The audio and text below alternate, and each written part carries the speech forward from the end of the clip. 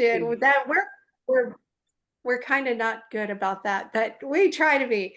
So remember, anytime you come are not able to come to our monthly Harp Teachers Gathering, the videos will be available on the Melodies Music website.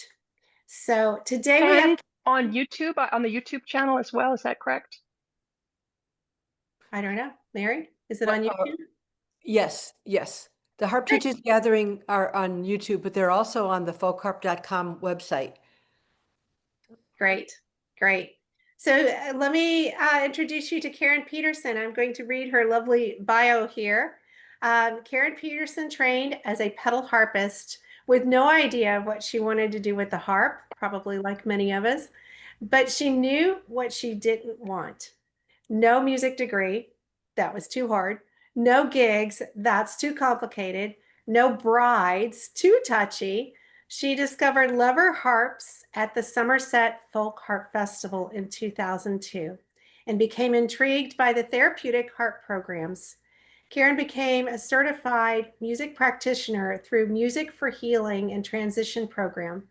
Since 2010, she has played the double-strung harp at Cooperman Barnabas Medical Center, providing music for the staff when the patient access was restricted during COVID.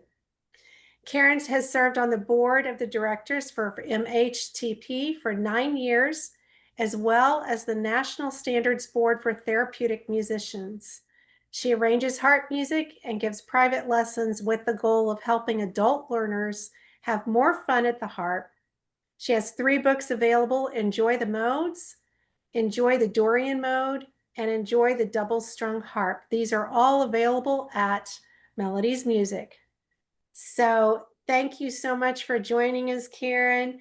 I know one of the things that when you're dealing with some of these topics with therapeutic and modes, that it's important to have some kind of theory to know what you're doing.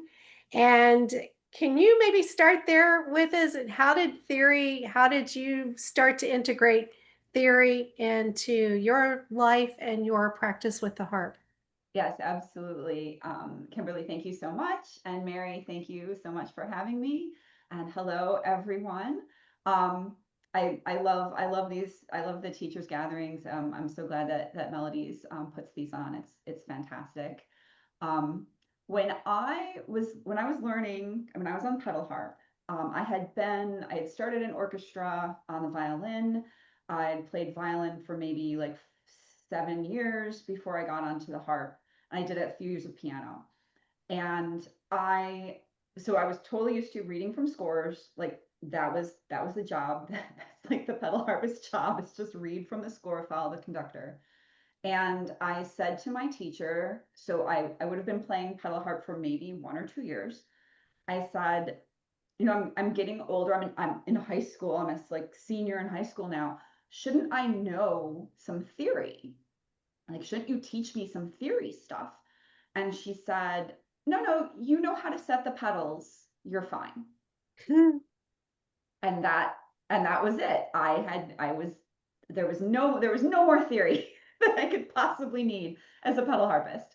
And I played in the pit orchestra, and we did South Pacific, and we did Some Enchanted Evening, which, like so many harp pieces, is all arpeggios, right? Just multiple, like arpeggio after arpeggio after arpeggio. I did not know what inversions were. I just read them. I just read every note off the page. I didn't know what a chord, like I didn't know that a chord became an arpeggio. So I never saw like this whole Some Enchanted Evening. It's just, I'm sure it's all chords. I haven't reviewed it since then. I'm sure it's just like, it's inversions and it's chords.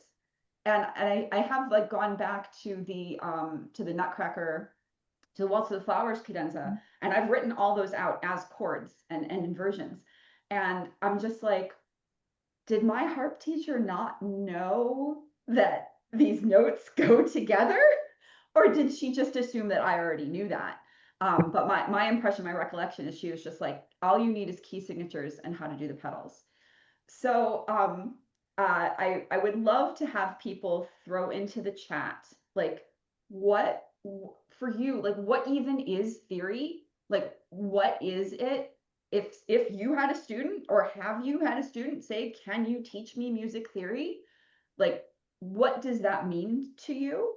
And if anyone is teaching theory, or if you consider yourself, I teach theory, or I teach my students theory, like, what are you teaching? Like, what, if you were to say that, and I say, like, oh, okay, so what do you do? What do you teach? So I'd love to have people throw that in the chat. Or if nobody's touching theory, I would also love to see that. So it's kind of a why are you here question on the theory portion. We'll do modes more specifically after kind of theory in general.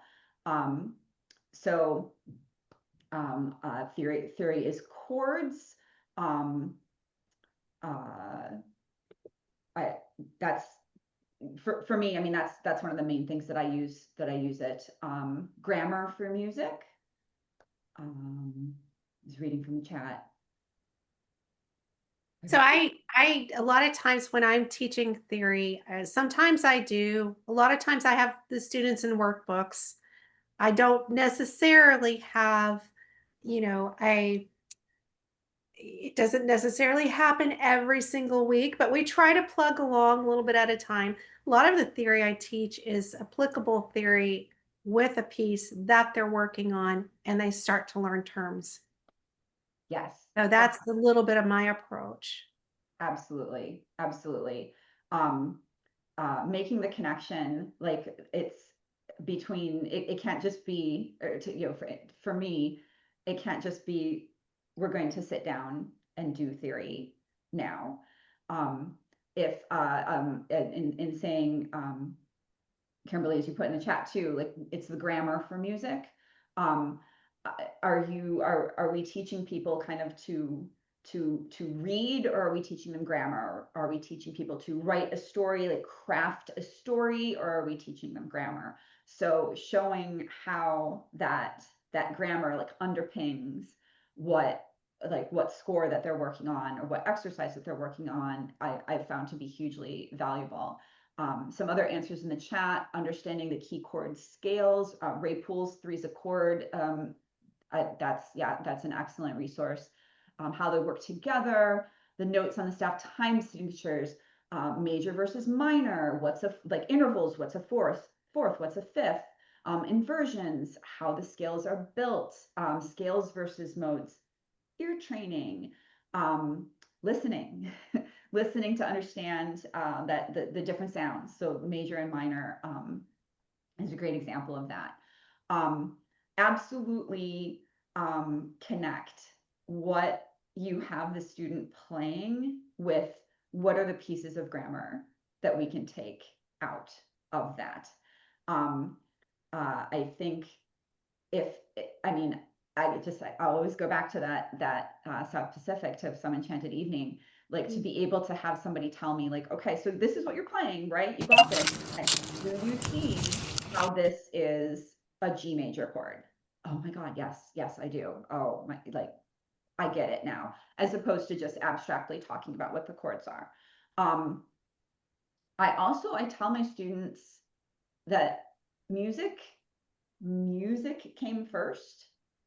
The theory is just what describes and categorizes and groups together what already happened from people making music. If you want to go all the way back to the beginning of time, people in caves didn't say, like, what's a scale? What do you think a scale is? What do you think, like, half steps and whole steps are? Like, that just, nobody thinks that happened. But a lot of my students will say, especially if I have them improvising or composing, and they'll be like, well, what's right? What's right? And I'll be like, listen first. Because the first thing that people did in the caves was they just started singing. They didn't come up with the rules. After you have a lot of songs, and then they started putting instruments to the songs, and after they had a bunch of songs and instruments and voices and all that stuff, At some point, people started saying, oh, hi, I see some similarities between these things that we're singing and playing. And I see some other similarities between these things. And I see how this part is the same as that part in that other song. How can we talk about how those are the same thing? So if there is a concept that you're trying to teach, if you can pull that through multiple pieces and exercises and be like, see that thing, here's the G major chord again, here's the G major chord again, here's that G major chord again, that they can see, oh, okay, it wasn't necessarily that people were like, let's use the G major chord everywhere, but when it happens, now we can recognize it and we don't have to say G, B, D, G anymore. Some more from the chat. Using theory to memorize. Yes, excellent point. Also, something I wish that that my early teachers had told me is, where is the connection between an accompaniment and the chord that's happening in the accompaniment and how that relates to the melody notes. And that's one of the ways that you can have them connect in memorizing. When I play at the hospital, I do almost all the time, I'm playing from memory, playing popular music, I'm playing songs. I don't sing, but I'm singing out of my right hand. And people are like, well, how do you keep all of that together? And a lot of times I'll have something where I'll know a note, some of the notes in my right hand, and I'll be like, what chords are those notes part of? If I forget what my left hand is, like I'm playing an A and a C. Okay, so it's probably an F major chord or an A minor chord. Does it sound like is it going to sound like a minor chord or a major chord? It's going to sound major. Okay, so it's going to be an F chord in my left hand, and I can make that kind of connection. Or the opposite way, I'm going to be playing an F major chord. I forget what melody notes. This is the more often thing that happens. Forget which melody note I'm trying to hit. And I'm like, okay, well, if it's probably a chord tone, it's going to be an F, A, or C. Like, where was the last note that you just played? Is it going to be significantly farther away from that last note or closer? Which is the closest F, A, or C to that note you just played? That's probably the next melody note. So I use that part of theory and chords and harmony to influence when I start to forget. I think I know, say in my repertoire, I've got like 70 songs that I've theoretically memorized. So I start to forget something, I can have the chord inform the melody, or the melody inform the chord.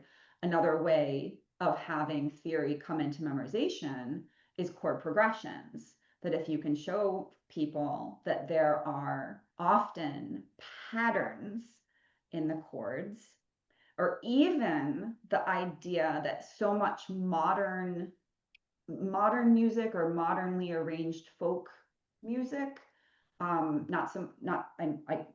don't have a large classical repertoire, so most of the stuff when I talk about pieces is aimed at folk or popular music. That many things happen in 4 bars as phrases. And I have had many a light bulb come on for students of saying, let's look at a piece and take apart what part of this is just introduction. We don't know how long that'll last. That could be like 2 or 4, 8 measures, who knows? And now that we're into the real melody part of it, can you see the sentences of 4 bars happening? And then usually after 4 bars, that's like a poem verse, that's a paragraph. And then is there something in between, a little interlude? And then does it start again? Or do we have a different 4-bar phrase? And then if we look at the chords, can we see a pattern in those chords? And that, like going back to Kimberly saying, this is the grammar of music, and connecting this up to helping with memorizing. Like suddenly we've like forest for the trees in the forest kind of thing. We've gone from these little dots on the page of having to memorize every individual dot to saying, oh, wait, these 4 dots are actually a chord, a single thing I can talk about. Oh, and these 4 chords are going to repeat again and again. And then in the next session, they're going to come back. Like, there's so much less stuff to memorize now. So being able to make that connection for students, like, that's a huge benefit. That's like, now it's no longer you need to learn theory or you should learn theory or something like that. It's like, hey, are you trying to memorize? Here's how theory can help you with memorizing. I'm trying to hit everybody in the chat. Curious how someone defines music, the definitions of music. Like, what are we talking about instead of just like the la, like la la la, it's like that. Intervals. Oh, like to say a fifth, the interval of fifth is not a fraction. This is from Stephanie Bennett. Like letting people know. I feel, I'm trying to think that this is either like Ray Poole or Alfredo Ortiz saying, you just think about how many things we use numbers for in music. Like, this is one, the beat is one, the beginning of your scale is one. Like, that can totally throw folks. So kind of calling that out, like hanging a lantern on that to begin with, like, hey guys, I know we use one for a lot of things, so like we'll be real careful in that. There is absolutely some math in music, but yes, the interval of a fifth is not. So it's like, oh wait, how come sometimes we talk about the fractions in a time signature, but also we say fourth and fifth and sixth, and we don't mean a fraction. So just kind of acknowledging, like, yes, we use the numbers for many things we don't have separate vocabulary for, and just kind of knowing that that's going to be something that people will find confusing. Listening, so listening to the intervals, so like connecting always with listening. And thank you for so much for people putting this in the chat. Like, this is in that same sense that the music came first, and this isn't something that's abstract. Let's not just talk about major and minor, let's hear major and minor. And I always like to show people about like what makes a triad major versus minor, and having them take out that third, using levers or pedals to say, like, let's change that third. Oh, this is a minor third. Okay, let's make it a major third with your lever or your pedal. See what happens. Oh, we have a major third. Let's make it a minor third with your lever or pedal. Let's see what happens. Let's hear what happens. Knowing this vocabulary is going to make pattern recognition easier. So we talked about which then helps in memorizing.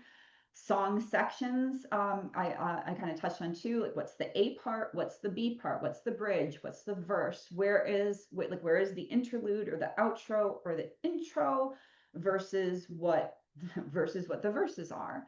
To know that those were also choices that a composer or an arranger made, can help if you are trying to have your students arrange or compose, and letting them know, like, this isn't, there's not a, for example, there's not a single way to do Silent Night.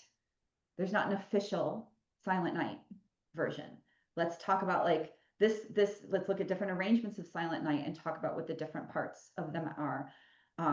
Looking at different arrangements of a familiar song or piece is also a good way to pull out music theory items. Let's talk about the different harmonies. Let's talk about the different amounts of intro and interlude. Let's talk about the accompaniment patterns. Maybe even there's an arrangement where one is in a different meter than the other. Definitely you can find arrangements in different keys.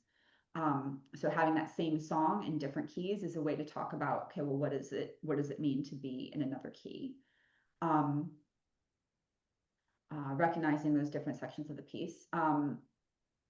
uh, an aspect of music theory being like a formula in music, which can be another kind of just overall light bulb. Like, look, it's not just somebody randomly going la la la la la la la la la, and a song comes out. Not that they sat down and applied theory first, but that there are these patterns, there are these things, again, that underlying something that we can find commonalities amongst songs, and to be able to say that's why we hear them as music and not just a group of sounds. Building that, and then this can become building blocks for improv, again, reading off of the chat. Using Stephanie's talking about some stuff that she does with students. Stephanie Bennett says, I keep a tiny portable toy keyboard in my teaching room so I can show the difference between a C major and C minor because they look the same on the strings. And Stephanie, thank you for bringing that up. I haven't, that's an awesome idea. I have like a paper, I have a paper piano. So I could be like, okay, you know, piano, right? So like, see, this is how big a major one is, and this is how much smaller a minor one is. Actually having a little toy piano, and then you can actually play it. That's brilliant. I love that. Yes, one of the things that I love about the harp is that the hand shape of a major triad versus a minor triad is the same hand shape. But when you're trying to describe what's happening there, you only have the visual cues of the levers or how your pedal discs are. And it's way easier to see on a piano where every key is like a half step. I will quickly show, I have this in my Enjoy the Modes book, available from Melodies, where I made a little keyboard so that I could say, like, look, so every line of this is a half step. Every like keyboard line is a half step. So when we talk about the whole steps, whole steps and half steps of a major, like this is C major, versus like how that can move around. Well, this is still whole step, half step, whole step, whole step, whole step, half step. So look how you can take, like, these are those interval shapes of a major scale, and you can move those around to get different key signatures. And if you take the whole step from the front of a major scale and put it at the back of it, you get Dorian. So we'll talk more in detail about that, but like, ooh, here we go, paper keyboard. And then one of the last comments here, transposing, why do we need to know about keys and key signatures? Is for one thing to be able to play what the score is, but why are there different keys? And like, why don't we just always play things in C? Is to mesh with other instruments, and usually that is to mesh with someone's vocal range. And if you are a harpist playing with the singer, you need to know to transpose so that you can not break people's throats. One of the and then the keys, each key has a different color. Transposing. Nancy, I don't know what that a harpist Peterson. Oh, I'm reading that too quick, and I'm not. Each key is a different, like aural color, like ear flavor, as well, to hear again, going back to that listening. So what I've been saying, ultimately, for teaching theory, I absolutely, completely stand by pulling stuff out of the piece or pieces that a student is working on. And I teach adults, so I can only also speak to what has worked for me with my adult students. I don't teach kids, so that I have no qualifications to speak on teaching theory to children. but being able to pull something out of what they are doing, what they're currently working on, and what their goals are. So if the student doesn't care about memorizing, then you don't need to harp on about how this will help them with memorizing. But if they're, regardless, like knowing what sections of a piece they're in, looking at 4-bar phrases, that's going to help everybody, not just the memorizers. It didn't really, somebody had mentioned improv. Obviously, if they don't need to know how to do improv, you don't need to talk to them about that. If they're not arranging, you don't need to talk to them about that. But if they are, you can be saying, look at these chords in this piece that you're playing. Can you improvise off of those chords? Can you do a new arrangement? Can you put some new harmonies onto this song? So connecting also with their goals, because that's ultimately what they're trying to do. They're not trying to do theory. And like, I wasn't trying to do theory with my original harp teacher. I was just like, I don't know, isn't that just something musicians know? I didn't know what I needed it for, if I needed it. And when she said I didn't need it, I just believed her because she was my teacher. A couple more comments. In Greece, you had different modes used for different purposes. Like what's the feeling of that? Awesome. I will get into that in a moment. And then why is everything not in C? Because some songs like Happy Birthday and Silent Night don't quite work for most people in those keys. So you can kind of, I was recently going through this with a student and showing the range, like where on the harp, like, oh, the song that you're playing right now, your song right now has got this many notes in it, so it's this high, and if we did it in a different key, it would be this high. Doesn't this fit in your throat better?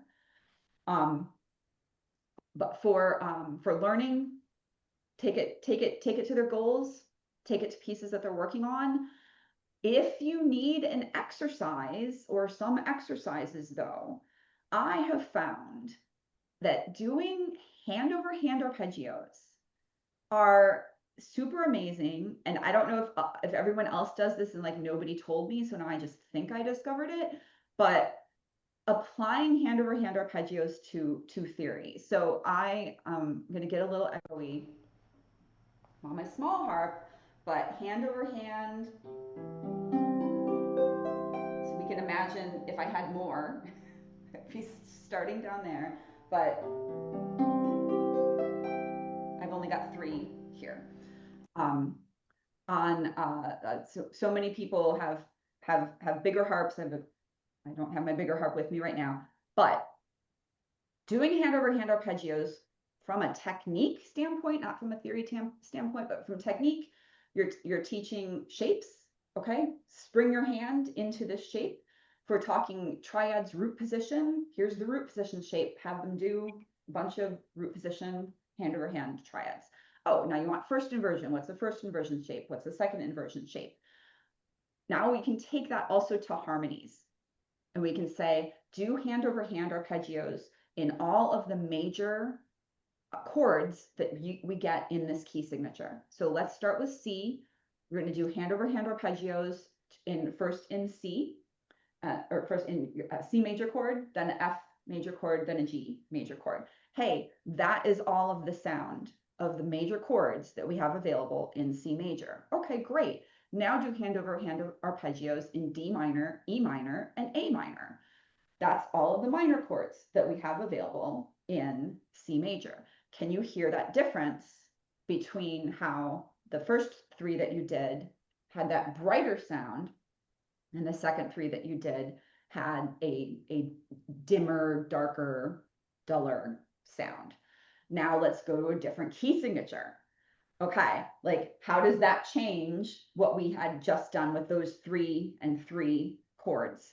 What about the B? What is that? Why didn't we play B? So you can bring all the stuff about key signatures into your discussion and having them do this hand over hand, practicing coordination and practicing hand shapes. You can get 4-finger chords in there. Oh, sorry. So you can do inversions. You can also do sus2, sus4. You can do sixths. You can do sevenths. with hand over hand.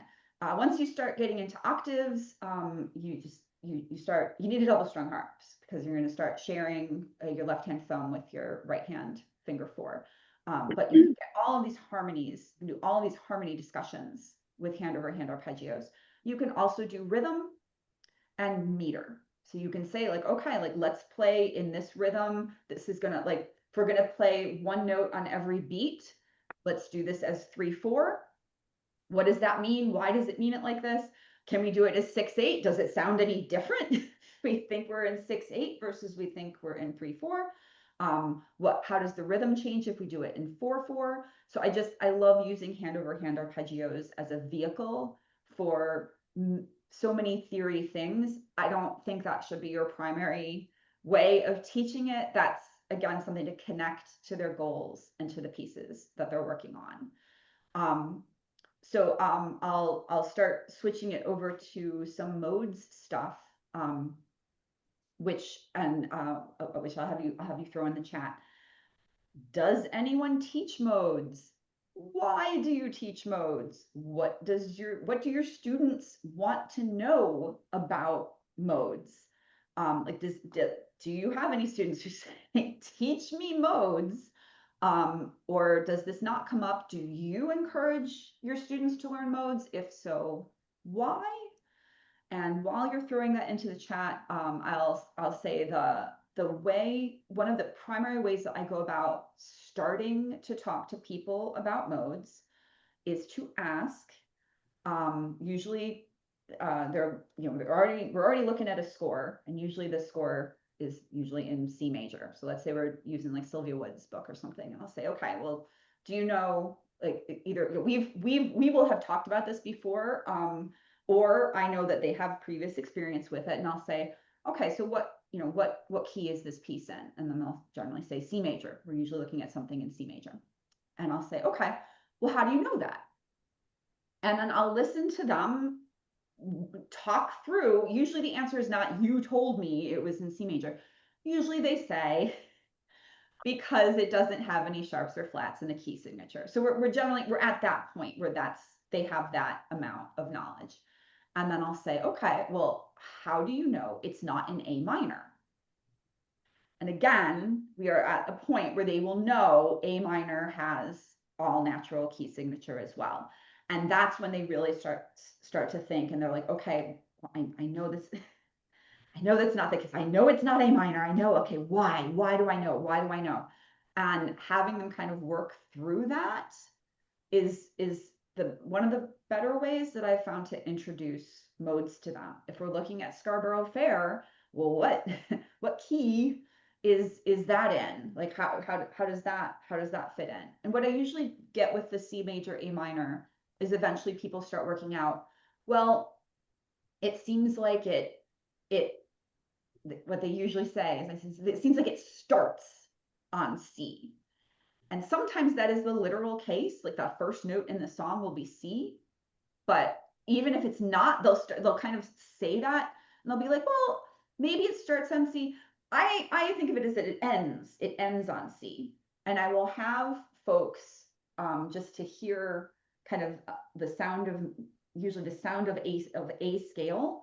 I'll get echoey again. So I'll say, look at your harp, don't look at your harp, put your finger somewhere and just pull it up in a glissando until you think it should stop.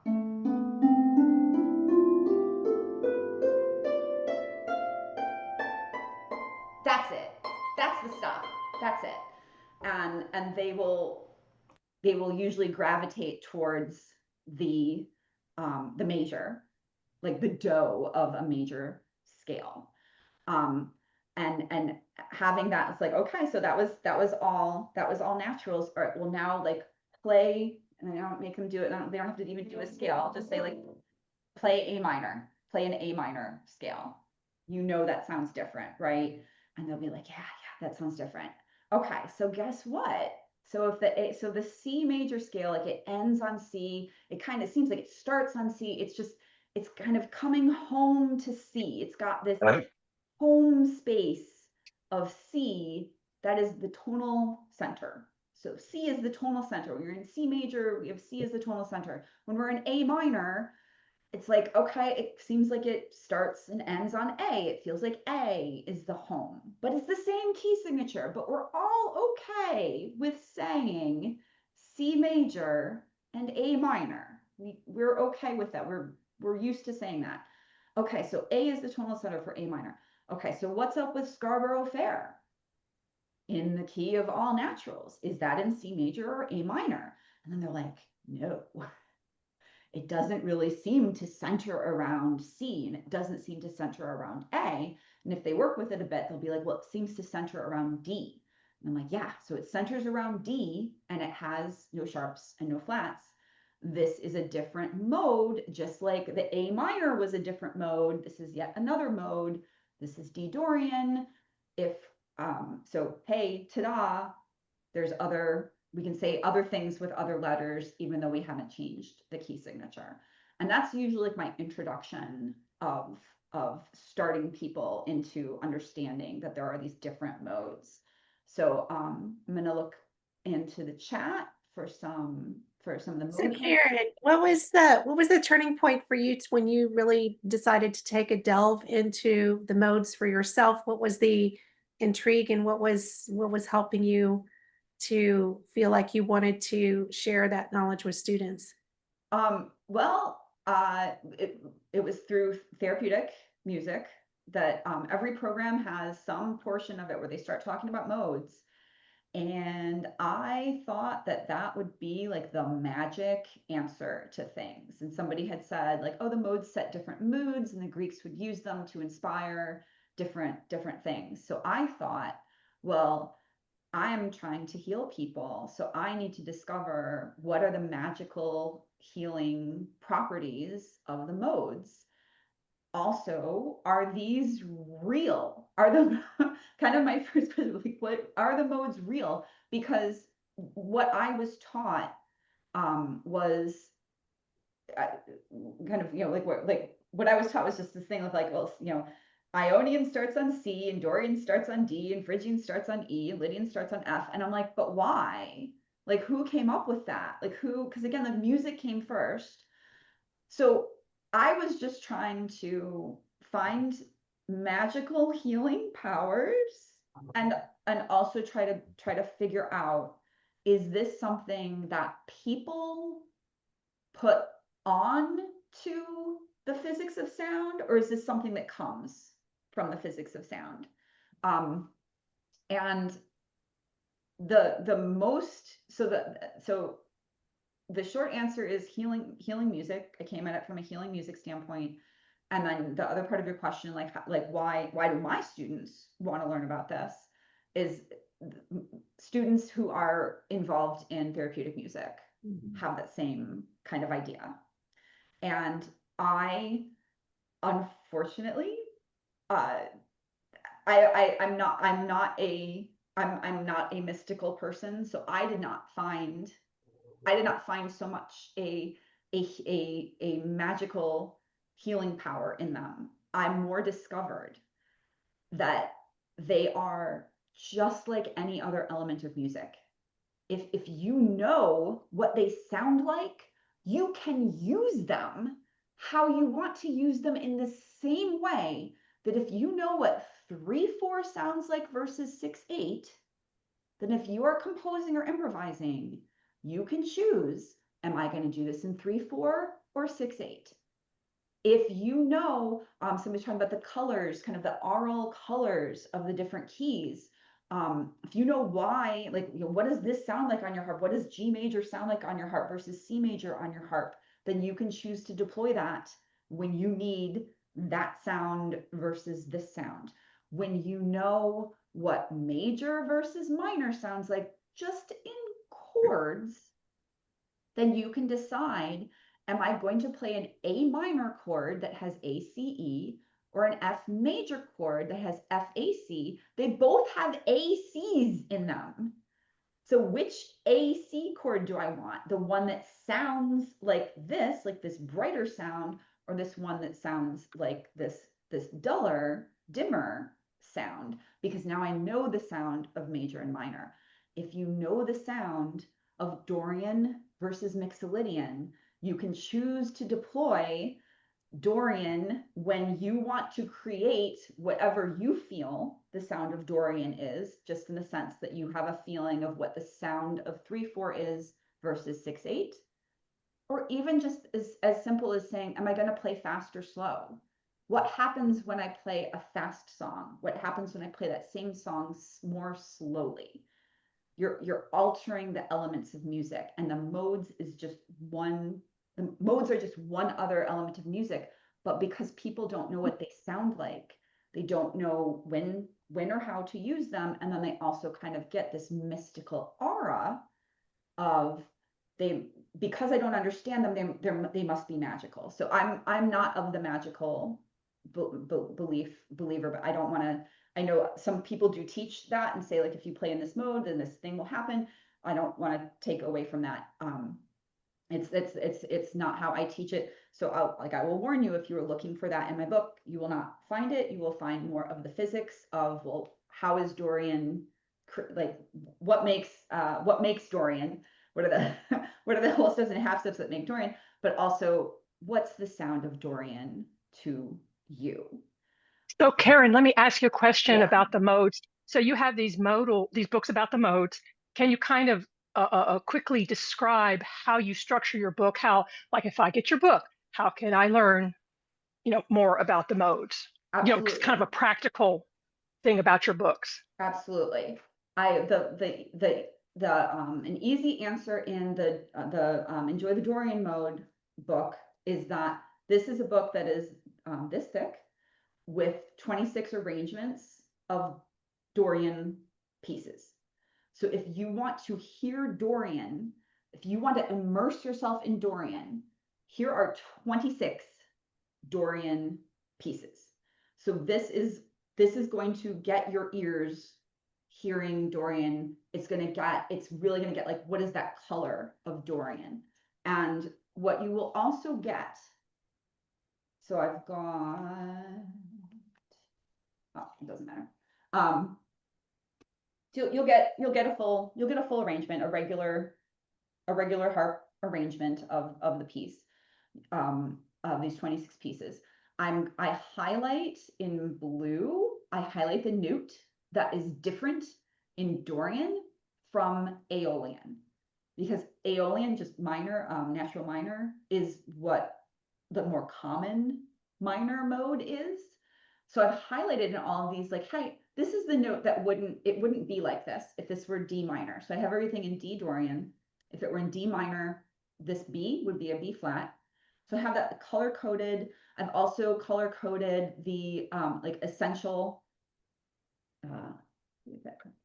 I think it's back. I don't know if that's backwards for you guys. The home chords, the character chords, like what makes it like characteristically Dorian. What are like optional chords? There's that Dorian note, and then after the Dorian arrangement, the full right hand and left hand arrangement with the chord symbols in it, I then have, for every one of those 26 pieces, I then have a lead sheet that I do in D natural minor, D Aeolian. So these are the chords that change. All right, try to make that be in focus. These are the chords that change. These are it's not the fingering that changes in the melody hand. It's the things become flat that were not flat before, and we go into D minor, and yeah, some of the chords themselves change. But you don't have to move your hand on the harp differently from how you played the Dorian arrangement, because I keep it in D. So it still has D as a tonal center. So you get to hear, okay, so if I'm playing this in minor, what would it sound like? This is what the more common mode is. And then for extra bonus, I put it in D Mixolydian. So again, your right hand doesn't change. This is the same right hand, same melody line that you played before, but now just by virtue of moving the levers or pedals, we now have a whole other mode. We now have the brighter major sound of D Mixolydian, and the chords, mostly the chords don't change from what they were in the Dorian arrangement. It's just that the D, what was D minor chord in Dorian arrangement, becomes D major. So now you hear, now you get, you either double or triple your modal repertoire. So you'll now have the modal songs of those 26 Dorian pieces, and then you have 26 Mixolydian lead sheets. Probably all of the songs in here are unfamiliar. So probably, which I think makes it safer for changing between the modes, because it's not like you're taking a familiar song that people all know and love, and now you've done something weird with it. No, I've saved that for this book. So the Enjoy the Modes, as more of a textbook, is going through some songs that are familiar, some songs that are not, and changing them so that you've got that one alteration of, well, what is, so we all know what Joy to the World sounds like. Well, what if we make that Mixolydian? What one note changes from Joy to the World Ionian to Joy to the World Mixolydian? And you'll hear it, you'll be like, well, that sounds wrong. It's like, okay, good, focus on that. That's the Mixolydian sound. Okay, now let's take that, let's play a Mixolydian piece that you might be familiar with. She moved through the fair. Okay, and now let's raise that note, that F natural in G Mixolydian, to an F sharp in G major. Now, oh wait, now that note sounds wrong. Yes, that's that sound of going to major from Mixolydian. And you're comparing, I'll go to the exactly what I just said. So here is,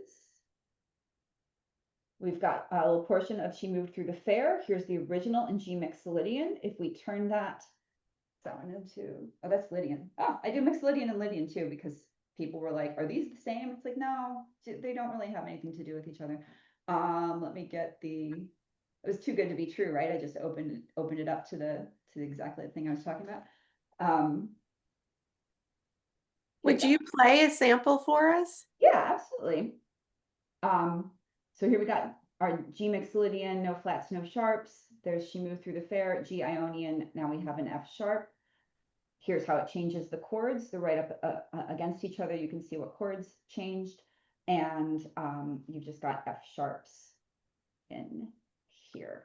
So I have that in here is all lead sheets. So there's no arrangements. It's about comparing so that you can really hear what are the differences between the more common mode and then the mode that is a little bit different from it. So how does Mixolydian relate to Ionian? How does Lydian relate to Ionian? Those are the major modes. How does Dorian relate to minor? How does Phrygian relate to minor? Those are the minor modes. I don't do Locrian because I don't use that in my work, so I didn't have experience with Locrian. I also talk in here about improvising in the modes, and I talk, well, most of the stuff is doing all comparisons with G as the tonal center. I also have some other comparisons of saying, well, what if we do that classic go from C major, a song in C major, and transition to a song in G Mixolydian? We're going from the same, we're taking the same key signature, but changing the modes. So yes, can I do an example? Can do, we'll get some echo.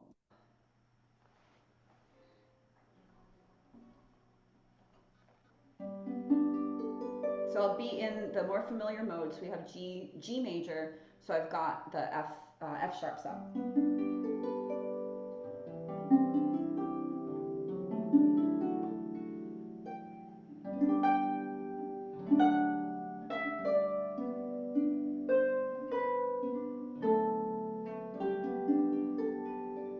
So there's our Joy to the World, our familiar. We know what that sound is. I've now put the F sharps down to F natural. Here's Joy to the World Mixolydian.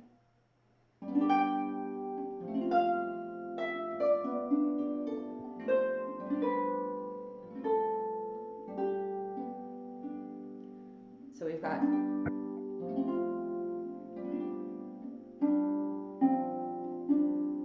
I'll do it again.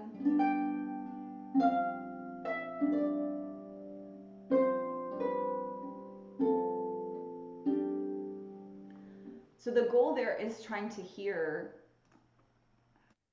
I mean, it's different. It's wrong. It's not, I hope it's not horrible, but it's different and not what you're used to.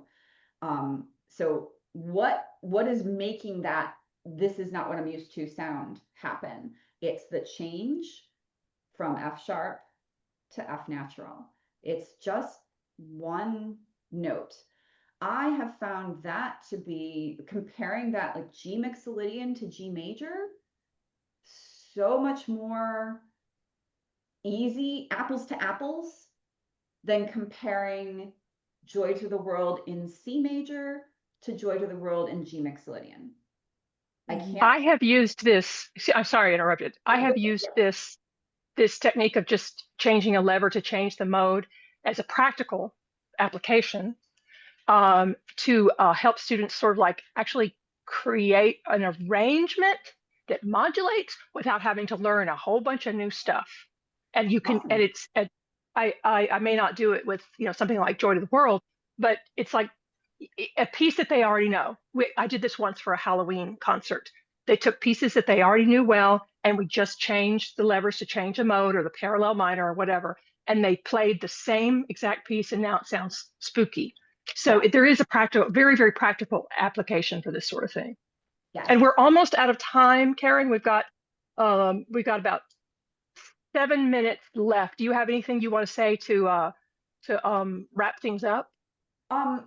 In that, like, kind of in hearing those comparisons, I think using using 2 chords per mode to really get the sound is going to be better than playing, like, trying to do like all of the chords in the mode, because every mode still has 6 major chords, 6 minor chords, and I think it gets confusing for folks if you all of a sudden give them like every crayon in the box to play with and say, no, but it's Dorian this time. So what I also have in the Enjoy the Modes book, what I was pointing to in the Dorian book of saying, like, I've highlighted out the characteristic chords versus the optional chords. I have that. I go through that over and over again in the Enjoy the Modes book. So I have like kind of an explanation of like which ones I picked for like which are the 2. If you had to pick 2 chords, it's always going to be the home chord. It's always going to be 1 for whatever. I start over at 1 for everything. So G major, G minor is always 1. So it's always 1 and then something else. And I had a runner up because this was more of, these came from going through folk music and finding like, oh, in Dorian, it happens to be that like people use the flat 7 chord a lot, even though it doesn't have the characteristic sound of Dorian in it. So if you want the characteristic sound, you have to use the actual major form. But Mixolydian uses that flat 7 a lot too. So this is just historically, and so I have this, I don't know if it's, I can't really keep it in focus. I have the reasons why I picked them. Too long to read. Is just pick 2 chords, chords to compose or improvise in to really hear those modal differences. Well, that's a lot of great information that you're giving to all of us today. I did go ahead and post the links that you had sent to me for the additional resources for everybody. They are posted in the chat right now. I don't know if Mary, if that goes into the follow-up email or not, but yeah, thank you so much. Yeah. Anything else that you want to let us know about? I think your books are very well put together. You have 3 books though, right? Yes. The third book is a method book for double strum. Totally not related to modes or theory, except in that I do have I always have chord symbols. I always have chord symbols, and I put in here, I started putting like what are the scale steps for some of the Okay. patterns to try to show Oh, it. that's a great idea. That's a great It's a idea. C chord. Here's, here it is. This is a 1, 5, 8, 9, 10, 12. I don't do it all the time. I'm trying to be like, so try to find this one again. So it's music, so of course there's theory in it. But yeah, this is a method book for this So, topic. so short answer, but probably for a long answer. Not playing, never having played a double strung harp. I'm going to ask you why. Why the double strung harp? Um, so this is 24 strings, but multiplied by 2, it weighs 9 pounds. So much easier to port, so much more portable, and your hands don't crash. I don't know if you saw this when I was playing Joy to the World. You don't have to hear, but Yeah. they're not going to crash. Like, you don't have to worry about inversions if you don't want to do inversions, because you're never going to have that situation like I talked about. You can't do 4-finger hand over hands because your thumb and your fourth finger are going to share the same string. Oh, on a double string, they don't share the same string. So I can pay much more attention to my patient, or even just being expressive with my right hand and not worry that my left hand is going to crash into it. Yeah, you don't need the extra octave or two down in the bass because you can have your accompaniment be in the same range. Exactly. What is what is the make of your harp? Well, this harp is by somebody who's retired. It's Don Pedal, but Marini made harps do a very, very, very similar version. Actually sounds better. It's a little sweeter and a little more volume than this. So you don't have to worry that he doesn't make these anymore. It's go to Marini made harps for these flat harps. It's like 2¼ inches. And again, it's like 8 or 9 pounds on them. Great. Wonderful, wonderful afternoon. Thank you so much. Thank Thank you, Karen. Yay, for sure. Thank Yeah. you. I will post an update, but there are some really good comments in the chat too, especially about your approach to teaching theory and other people's approaches to teaching theory. This is a lot of really great comments. So I Wonderful. think overall, really, really good. Thank you, Karen, so much. Absolutely. Thank Thank you. you guys. Okay, any other questions before we sign off, anybody? I see one in the chat. If your levers are set in the key of C, but you're starting and ending notes on the G, is it called G mixolydian, not C mixolydian? That's correct. You're gonna say, just like you say A minor, you're gonna say G mixolydian. So if you can just, if you want to kind of fall back on that, if you're used to saying A minor, you're comfortable saying A minor, that's G mixolydian is like that. Yeah, great question. Great. Well, you've been very clear with your explanations and your presentation, and we appreciate that. Thank you. And I hope everybody, if you're inspired to get to get anything from about theory or about modes, buy it from Melodies because they're awesome. And if somebody wants to get in touch with you, what is your email? My email is enjoytheharp@gmail.com. Perfect. Perfect. Thank you. Thank Awesome. you, everybody. Going to sign off now. Thank you again, Karen. Wonderful. All right. Thank you, See you Kimberly. next month. Thank you, everybody. Bye-bye, everybody. Bye bye.